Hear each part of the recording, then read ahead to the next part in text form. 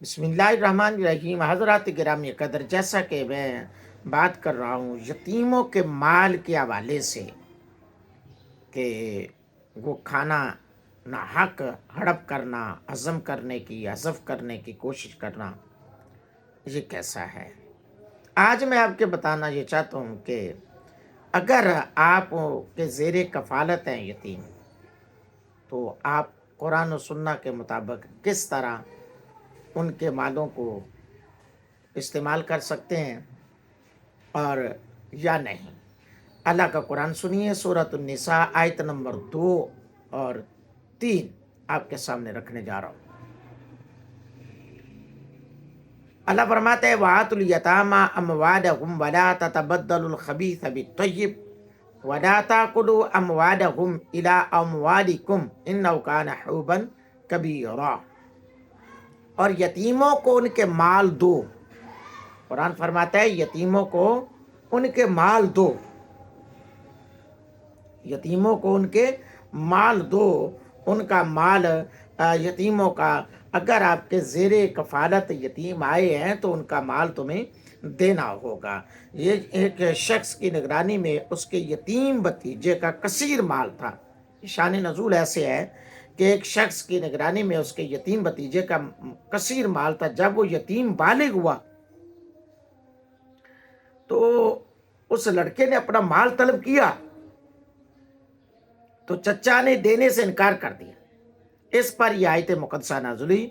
اس کو سن کر اس شخص نے یتیم کا مال اس کے حوالے کیا اور کہا کہ ہم اللہ اور اس کے رسول کی اطاعت کرتے ہیں۔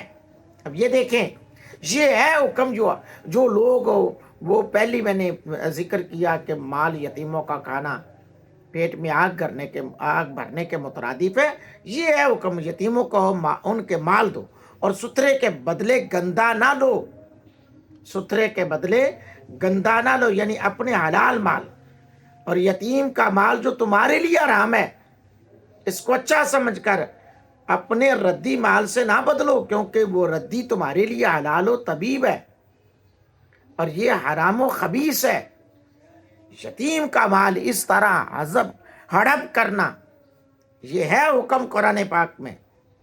اور ان کے مال اپنے مالوں میں ملا کر نہ کھا جاؤ، بے شک یہ بڑا گناہ ہے۔ ان کے مال اپنے مالوں میں ملا کر نہ کھا جاؤ۔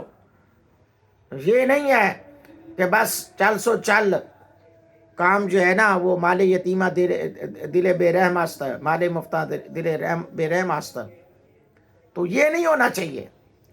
بلکہ اگرچہ آپ کے کوئی زیر کفالت ایسے لوگ ہیں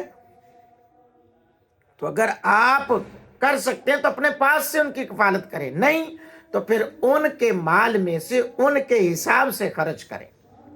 یہ ہے شریعت کا حکم، یہ ہے اسلام کا حکم، یہ ہے قرآن پاک کا حکم۔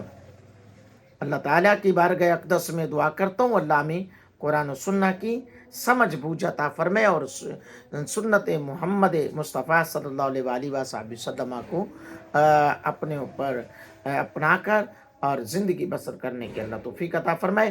حضرات محترم، یہی چیزیں آیات کو غلط رنگ دے کر لوگ پیش کر کے، غلط تعبیریں کر کے وہ سنیت پر، حنفیت پر، ایصال ثواب پر یہ وہ لے کر آ جاتے ہیں کہ یہ دیکھو جی یتیموں کا مال کھانا تو حرام ہے۔ بھائی ہڑپ کرنا، حذف کرنا اور زیادتی کر کے کھانا یہ جائز نہیں ہے۔ اگرچہ تجہیز و تدفین پہ لگا ہے تو وہ جائز ہے، وہ کوئی اس میں ممانعت نہیں ہے۔ حق تعالیٰ کی بارگاہ میں دعائے اللہ ہمیں اسلام کی صحیح سمجھ عطا فرمائے، آمین۔